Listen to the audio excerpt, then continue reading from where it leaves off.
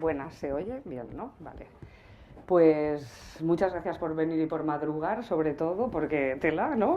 Estas horas. Y bueno, lo primero, bueno, ya sabéis quién soy y todo esto, ¿no? Entonces, aparte quería comentaros de que tengo 45 años y bueno, probablemente soy una de las personas más mayores que se... No, pues sí, o sea, gracias.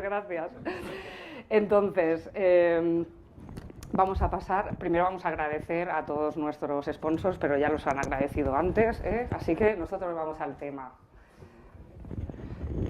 A ver, no me dejes mal, presentación.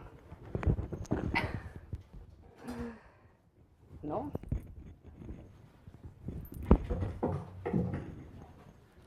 ¿Cómo puede ser?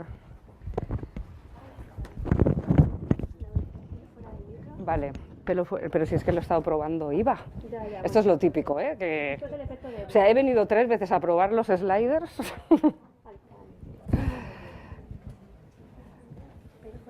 Ah, vale, pero...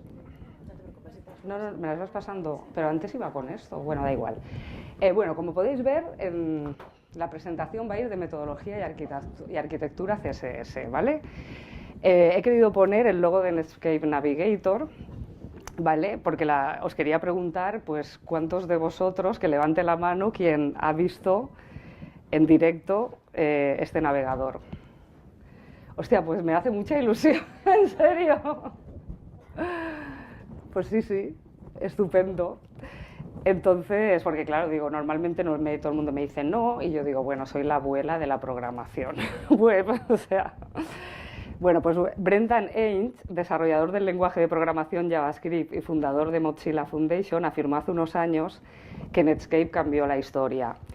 Entonces yo quería hacerle un pequeño homenaje, ¿vale?, a este navegador. El navegador Netscape Navigator trajo Internet a millones de personas y muchos de los usuarios primerizos de mediados de los 90, entre los que me encuentro yo, pues aún cuando vemos este logo pues nos da como mucho cariño, ¿vale?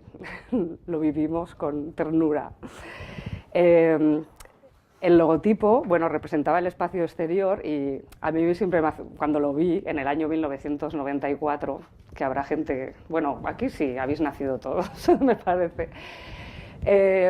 Pues cuando tú te conectabas a una página web, pues se iluminaban ahí las estrellas y tal, y pensar que en aquella época que Internet acababa de nacer, pues realmente yo flipé, ¿eh? O sea, yo estaba alucinada. La primera vez que vi este navegador fue en la universidad, en el año 1994, que yo me matriculé para estudiar física. Y bueno, realmente a mí me dio la sensación de que estábamos ante la puerta a un lugar nuevo en el universo, ¿no? O sea, para mí fue como una revelación.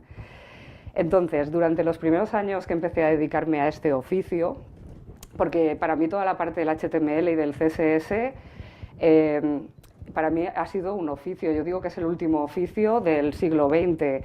¿Por qué? Porque en la universidad se estudiaban lenguajes de programación backend, pero todo lo que tiene que ver con el HTML y el CSS ahora se estudia en Code Academy, pero creo que todos los que nos hemos dedicado a esto hemos aprendido solos, investigando y, bueno, y buscando información. Entonces, para mí esto es un oficio y entonces alguien te lo tenía que enseñar. A mí alguien me enseñó a maquetar. Yo no estudié maquetación en ningún sitio. No sé si vosotros sí, o habéis aprendido también un poco, ¿no? Entonces, para mí es un oficio, por eso lo digo.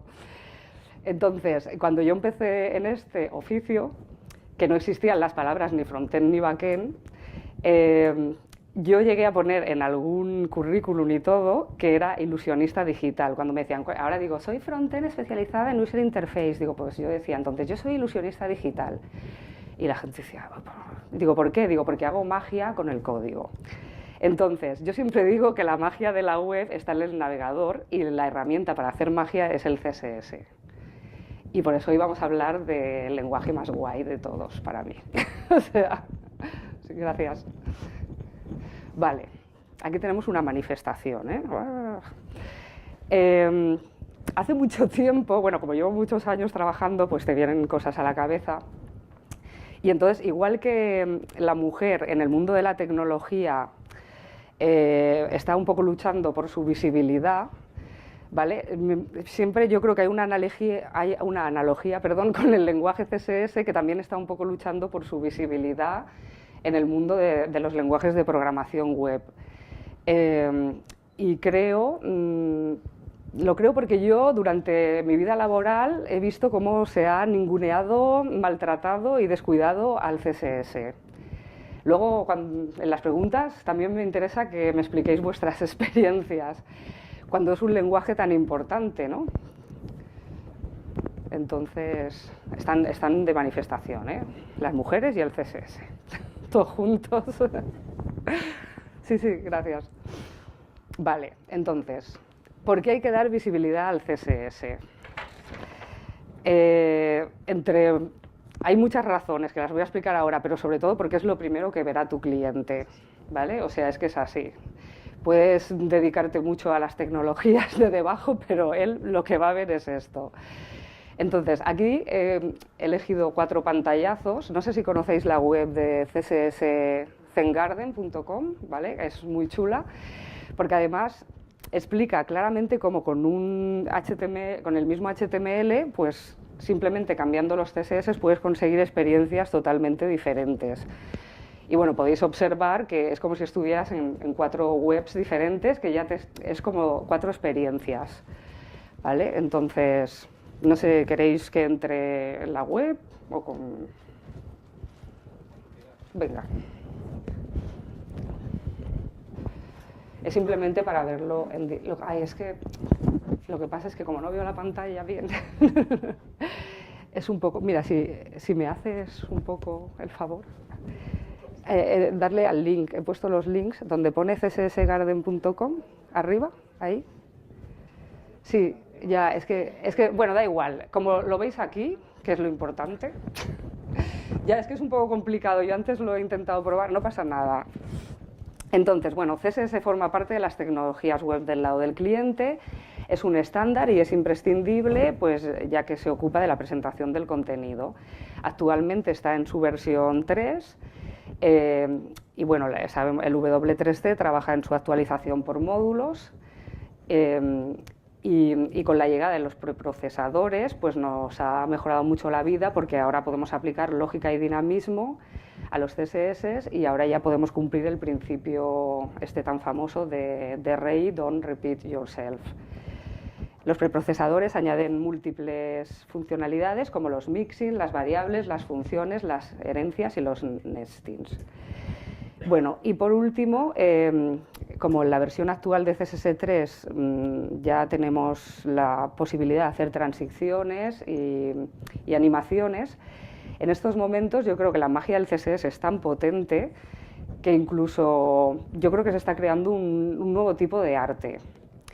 Yo le llamo CSS Art. Esto es una cosa custom mía, ¿eh? He dicho, mira, esto es CSS Art. Este tema lo veremos al final, os pondré un ejemplo de las cosas que se están haciendo que yo, sinceramente, alucino. Y también os daré una página web que si os interesa investigar un poquito por aquí, pues están haciendo cosas súper chulas. Y entonces pasamos a la siguiente. Sí, sí, a la guerra. La guerra. Mira, está aquí, te lo marco. Espera, es que es difícil. Es que es difícil ya, porque como, exacto. ¿Ahí? Aquí, aquí, muy bien. Ahí. ¿Me hace gracia? Porque, bueno, yo trabajo ahora mismo, en estos momentos, Mireia lo sabe, que ha trabajado conmigo, trabajo en mi empresa, hacemos aplicaciones y hacemos mucho para banca árabe, entonces tenemos que hacer el right to left y ahora pues digo, mira, estamos haciendo el right to left, que es como pensar al revés, que es una locura a veces. Bueno, esta imagen representa un día en mi vida laboral, ¿vale?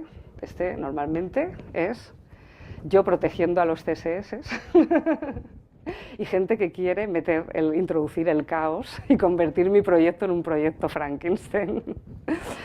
No, entonces, para mí esto es una realidad, ¿eh? No sé, igual hay gente que en otras empresas tienen más procedimientos y yo me alegro mucho, ojalá. Yo estoy trabajando para conseguirlo. Pero bueno, de pronto lo típico, estamos en un proyecto, te entra un merge request de un backend, por ejemplo, que está colaborando, está haciendo tal, y de pronto lo miras y bueno, yo no lo miro, simplemente lo acepto, ya entiendo que la ha mirado otra persona de su especialidad, y digo, ¿por qué ha tocado los CSS, no? O sea, ¿por qué? No toques, exacto. No, porque ya, pero es que encima a veces es súper guay porque lo hacen por ayudarte. No, dicen, no, porque mira, ya lo tenía claro. Digo, ya, pero es que has puesto en el Font Family, has puesto la familia de code icons que no tocaba. Ah, vale, bueno, no pasa nada. No, pero bueno, realmente estos son anécdotas que ocurren muy poco. Realmente los problemas los solemos tener los propios frontends a nivel colaborativo. A ver, uno de los problemas más extendidos que nos encontramos en el CSS, sobre todo en proyectos de gran envergadura y extensos, es en los que suelen participar varias personas, como por ejemplo donde yo trabajo actualmente, bueno, pues es que el mantenimiento se convierte en un caos. ¿Por qué? Porque, por ejemplo, tanto en un proyecto pequeño, ¿no? En un proyecto pequeño una persona empieza a crear sus CSS aplicando un criterio custom, ¿vale? Ahora ya no tanto, pero al principio era así. Entonces, de pronto, yo, por ejemplo, que trabajo en proyectos que hay bastante gente haciendo CSS, entra una persona al proyecto. Se tiene que adaptar a los criterios de la primera persona simplemente porque es la primera. O sea, es como yo he empezado. Entonces, si no se adapta, empieza a crear los suyos propios, que es peor porque entonces aparece él, ¿no? Frankenstein. Y entonces acabas teniendo un código que cada uno ha hecho su trozo de código a su manera, ¿no? Entonces, yo creo que de aquí surge la necesidad de trabajar con metodologías y arquitecturas CSS. De todos modos, aunque trabajes solo, yo recomiendo trabajar con metodologías, ¿no? Porque yo a veces he hecho proyectos en mi empresa, a lo mejor cosas muy pequeñitas y lo he hecho sola, e incluso yo me hago mis merge requests y yo me los apruebo, ¿sabes? Porque es una manera también de acostumbrarte a trabajar como en equipo, y si eres tú solo, pues tú solo te lo haces, ¿no? Yo creo que está bien. Seguimos. Gracias, Elena, por hacerme asistente. Vale, metodologías y arquitecturas CSS. La foto esta va un poco de que a mí la primera vez que me hablaron de esto, pues me quedé así, ¿no? Dije, hostia, ¿qué me están contando, no? Esto da miedo, ¿esto qué es? Si el CSS es un lenguaje sencillo. Entonces, bueno, pues aplicar metodologías y arquitecturas CSS estándares y documentadas nos ayudará a escribir código más flexible, reutilizable, escalable, modular, comprensible y manejable. Que me lo he escrito ahí porque digo, todo esto no me voy a acordar de decirlo, o sea, es imposible. Entonces, los beneficios, bueno, pues se convierte en un código colaborativo y manejable, que es un poco lo que he explicado antes, ¿no? Cuando se adopta una metodología y una arquitectura estándar, entre nos salgan programadores del proyecto, ya saben las reglas que tienen que seguir y dónde buscar documentación, ¿no? No es como, oye, ¿qué criterio has utilizado aquí? Pues el de fulanito de tal.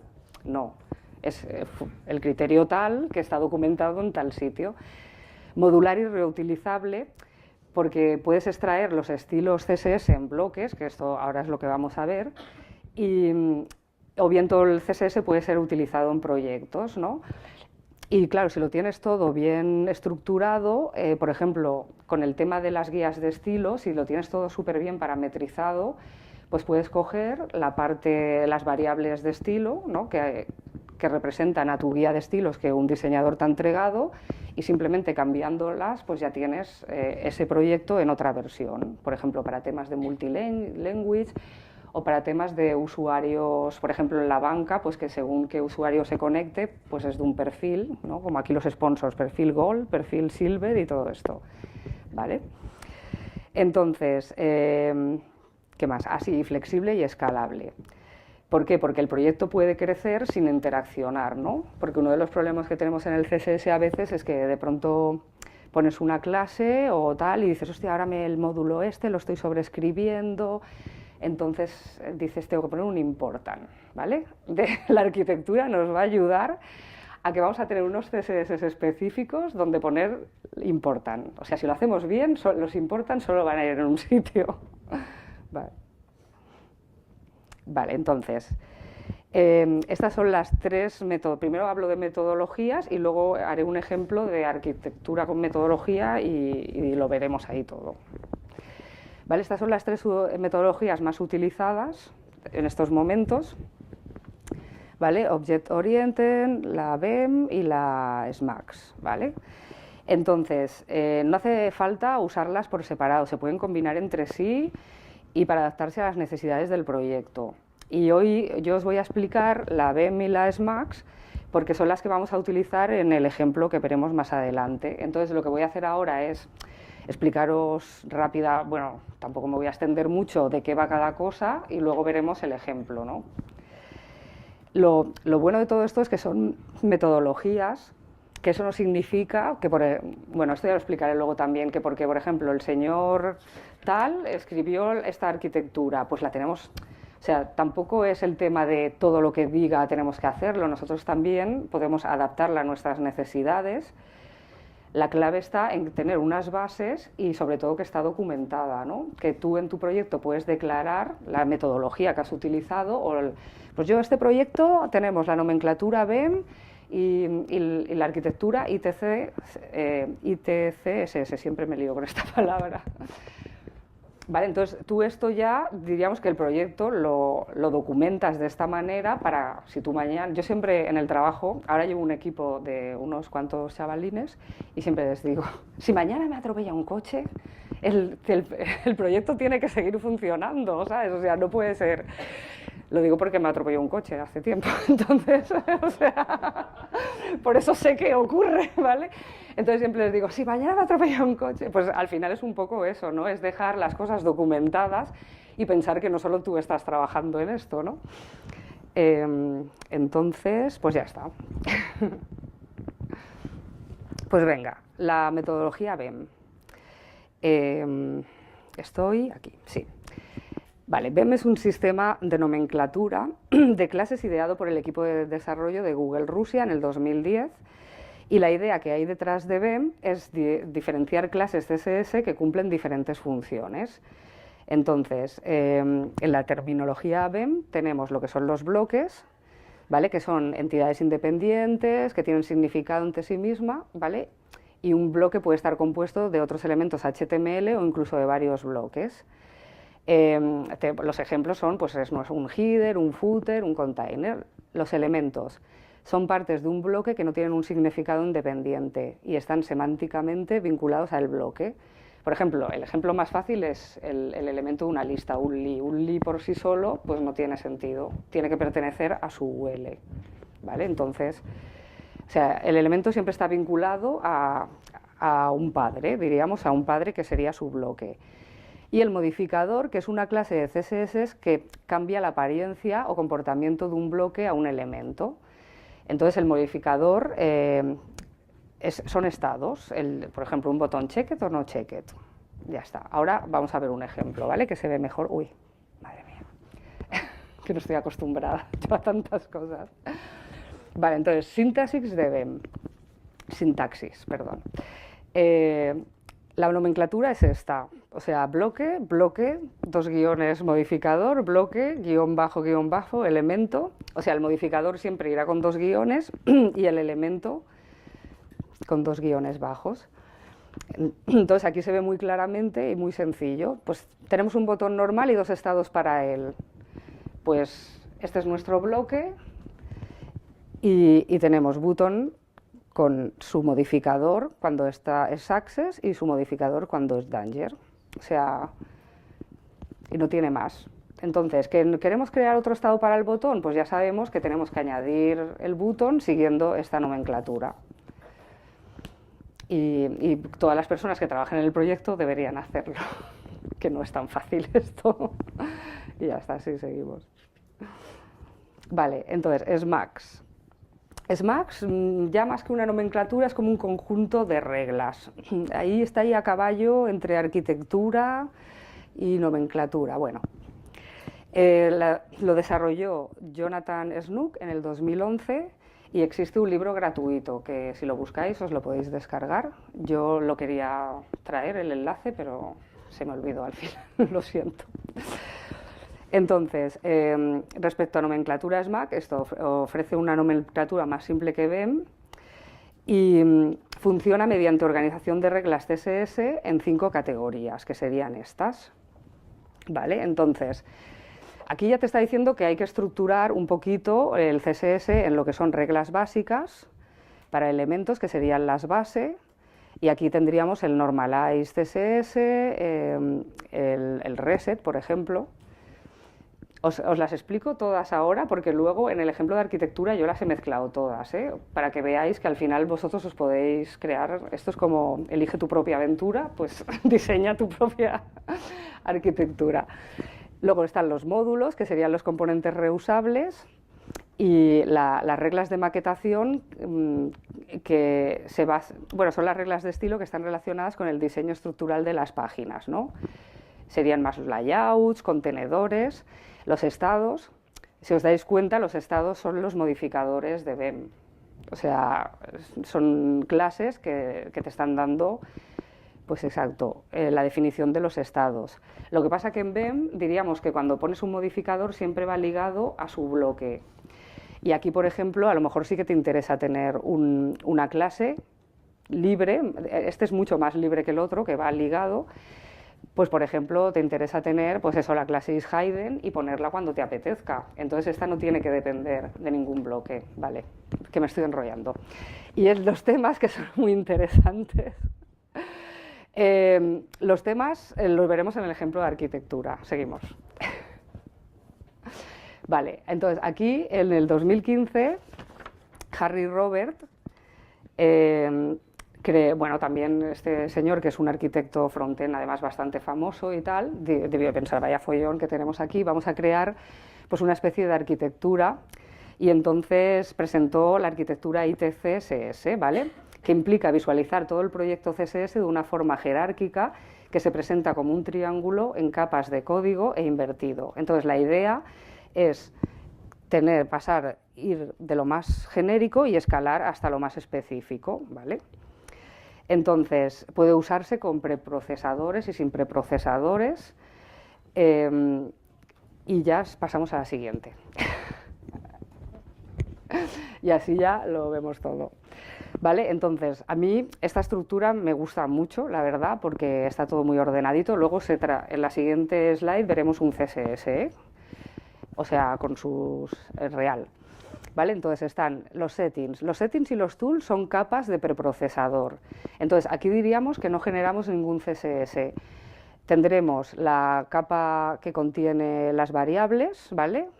Simplemente variables que pueden ser variables de tipografía, de colores, lo que queráis, ¿vale? Y en tools tendremos los mixins y funciones, ¿vale? De los preprocesadores. Entonces, generic, que sería la siguiente capa, esta es la primera desde donde ya generará un CSS propiamente dicho. ¿Vale? Entonces, aquí tenemos los resets, los normalize. Entonces, elements sería pues para los elementos, diríamos, HTML desnudos, genéricos, como los elementos puros, ¿no? El H1, el A. Los objects son un poco así raritos, porque son como piezas pequeñas y reutilizables, sin estética, que se pueden utilizar en la composición de la interfaz del usuario. Aquí realmente son patrones, son contenedores, serían los layouts, los grids. Yo los objects no los utilizo mucho, pero porque como normalmente trabajo con Bootstrap, pues Bootstrap ya me da un sistema de grids, entonces ya los utilizo estos. Y los componentes, pues son los componentes, ¿no? Que si también sois frontends, habéis trabajado con Angular, ya sabéis un poco que estamos pensando, nos hemos ido a pensar en componentes, que creo que es muy interesante. Y luego están los utilities, que son los overrides y los helpers, ¿no? Entonces, solo en esta capa es donde tendríamos, si lo hacemos todo bien, es donde tendría que aparecer la etiqueta important aquí. Entonces, creo que tener este CSS es la cosa más importante de nuestras vidas. O sea, lo tenéis, ¿no? Ya. ¿Vale? Porque cuando estás en la entrega del proyecto y pones mierda, porque yo reconozco, a veces dices, hay que entregar, venga, vamos para allá, ¿no? Entonces lo metes en este CSS y luego cuando con el tiempo tienes un poco de tiempo, bueno, claro, te dejan a veces o puedes, pues sabes que lo que hay allí, pues a lo mejor lo tienes que reubicar pues en otro sitio mucho mejor. Y luego están las clases auxiliares, que son, yo por ejemplo, las creo mucho, es a veces yo que sé, estás ahí escribiendo CSS y tal, y de pronto dices, aquí no va el margen, pues en vez de crear una regla específica, tienes unas clases con su important, aquí sí que puede ir el important, y le pones no margin, y ya le pones al HTML no margin y te olvidas de ese tema, y ya está. ¿Vale? Y entonces, esto es un ejemplo de arquitectura, ¿vale? Entonces, aquí se ha utilizado ITCSS, no está acá, o sea, faltan cosas, que veréis que faltan más elementos, pero bueno, ¿ves? La estructura es ITCSS, ¿vale? Espérate que me lo he apuntado aquí. Luego está la nomenclatura SVEN, pero la nomenclatura no se ve porque está dentro de los CSS. Y luego de SMAX lo que cogí es lo de sacar los temas fuera, ¿vale? Y luego está Bootstrap, porque si os dais, bueno, yo os lo explico. Los componentes son los componentes, ¿vale? Los temas, aquí yo no he puesto elementos desnudos y puros HTML, porque al utilizar Bootstrap, dentro de los elementos, lo que hemos puesto son los elementos de Bootstrap, ¿no? O sea, Bootstrap, si tú entras para él, estos son sus elementos base. Entonces, he adaptado lo que para Bootstrap es un elemento y me lo he llevado a mis CSS. Entonces, aquí lo que hay es estructuras de Bootstrap que yo he sobreescrito o bien hemos extendido, ¿no? Pues lo típico, coges una tabla, Bootstrap ya le da unos estilos por defecto. A ti te interesa, pero le quieres cambiar unos colores. Pues te creas el CSS tabla, pero aparte tu tabla se tiene que extender, pues le añades, ahí le vas añadiendo tu código. Y luego está el tema de, bueno, están los settings, los tools, las utilities, como os he comentado, y luego está el tema de que las variables de tema, aquí en este proyecto parametrizamos todo lo que era la guía de estilos, pero luego tanto los componentes como los elementos, esto también extendido de Bootstrap, están parametrizados en función, por ejemplo, si yo tengo un menú y quiero un color, un background para el menú, aquí estará menú background y este parámetro de variable de color dependerá de este. ¿Por qué? Nosotros porque somos una empresa muy grande y a veces los proyectos los extrapolamos, ¿no? Porque así si un día me interesa un menú de un proyecto, yo me cojo mi CSS con sus variables parametrizadas, me lo llevo a otro proyecto y en ese proyecto habrá otras variables de tema y lo adapto a ese. Entonces, aquí estamos intentando modularizar, que no me sale mucho. Vale, la otra, como en los partidos, 5 minutos. Y esto, ¿no? Y bueno, la idea, porque somos una empresa muy grande, es verdad que trabajamos mucha gente y tenemos proyectos así muy tochos.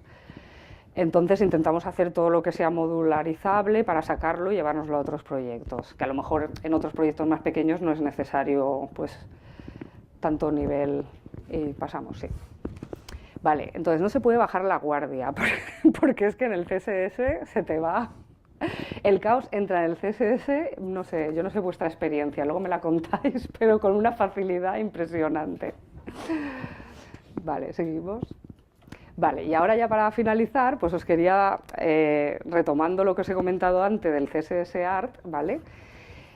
No sé si conocéis esta web que es de CodePenSpark, ¿vale? Pero yo a veces, aquí me meto por placer, en plan, voy a ver qué hace la gente, qué guay, ¿no? Y por ejemplo, yo cuando vi esto está hecho con código, o sea, es que es impresionante, y aquí porque no se ve bien exactamente, pero y además todo con CSS, es que no hay ni JavaScript, ¿no? Entonces yo flipé y te das cuenta de que se pueden hacer cosas extraordinarias, ya aparte de animaciones, de transiciones, y si os metéis, o sea, solo con que pongáis de CodePenSpark en la web, ahí en internet, os saldrá esta web y de verdad echarle un ojo porque si os interesa esto es muy bonito.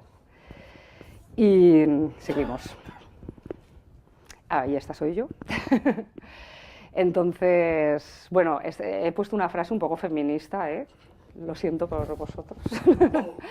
Pero también sois feministas, claro que sí. Entonces, lo que quiero decir con esta frase, que a mí me parece maravilla, aunque Frida Kahlo la tenemos un poco sobreexplotada, ¿no? Porque sale en todos los sitios, es que al final es lo que os comentaba antes, ¿no? Pues Eric Finch, Harry Robert ha hecho una arquitectura IT-CSS, pero es la base. Al final nosotros también tenemos el poder de decidir y que no siempre tenemos que copiar. Fulanito de tal, porque es de California, parece que esté diciendo algo más importante. Cogemos lo que nos conviene y hacemos nuestro propio proyecto. O sea que mi mensaje es ser vosotros mismos en general y vosotras. Y ya finalizamos y con nuestras maravillosas chicas organizadoras. Aquí tenemos a una representante y nada, darles las gracias porque ellas hacen posible que todo esto sea real.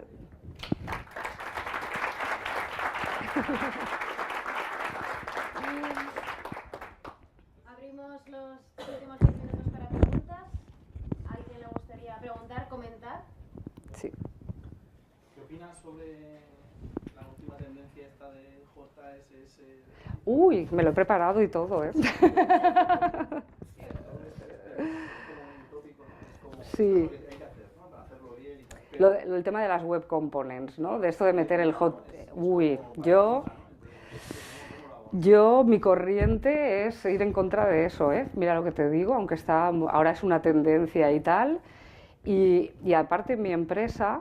A ver, yo creo que cada proyecto tiene una solución, ¿vale? Lo que es verdad es que en este mundo no hay una solución perfecta para todo. Cada proyecto necesita de una configuración diferente. Pero, por ejemplo, en mi empresa nos pidieron, como nos acaba de absorber una multinacional suiza, precisamente que hiciéramos los CSS así para que fueran independientes del framework o librería JavaScript. Para que no haya tanta dependencia, porque al final tú te montas un proyecto Angular, le metes ahí todos sus CSS y de pronto, yo qué sé, nosotros trabajamos para banca, ¿no? Llegas a un banco y dices, bueno, es que yo quiero lo mismo, pero nosotros tenemos una base de React, pues ya no te sirve lo que has hecho. Entonces mi opinión personal, y esto es totalmente personal, es que los CSS tienen que ser libres e independientes. Yo intento... Por ejemplo, en otro proyecto que tenemos, que me pareció una buena solución, los CSS los dejaron independientes y en el proyecto Angular, en vez de meter el CSS ahí, lo que hacían era meter includes. ¿Sabes? En plan, include de este componente. Eso me pareció una buena solución porque así tienes los CSS separados y los vas incluyendo en función de cuando los necesitas. Pero bueno, no sé... Yo a lo largo de mi vida laboral, esta guerra de tendencias la vamos a tener siempre. Yo me acuerdo cuando tuvimos que elegir si trabajar con MooTools o jQuery, ¿no? o por ejemplo Flash, ¿no? Flash que parecía que se iba a comer el mundo y luego al final ha desaparecido por completo. Entonces, yo creo que, para mí, en mis proyectos, yo creo que los CSS hay que liberarlos y hay que sacarlos de la cocina. Siempre les digo a esa gente, ¿no os queréis meter en la cocina otra vez? No, libertad para los CSS. Pero bueno, a lo mejor hay un proyecto, yo qué sé, que está bien, ¿no? Pero no sé, yo esto de mezclar... Creo que CSS es un lenguaje universal y meterlo dentro de JavaScript para mí no es necesario. Muchas gracias. Aquí tienes tu botella. Bien. Pues mira, me has tocado un tema que pensé, igual no voy a tiempo a tratarlo. Tenemos tiempo para una pregunta corta más. Ah, sí, claro. Para trabajar con arquitecturas de este estilo, ¿hay alguna utilidad de herramienta o algo así que te medio oriente un poco o es solo...? Bueno, podemos volver un momento. Yo quería subir algo a mi GitHub, lo que pasa es que no me ha dado tiempo. Mira, si volvemos a el ITCSS, es súper corto. No.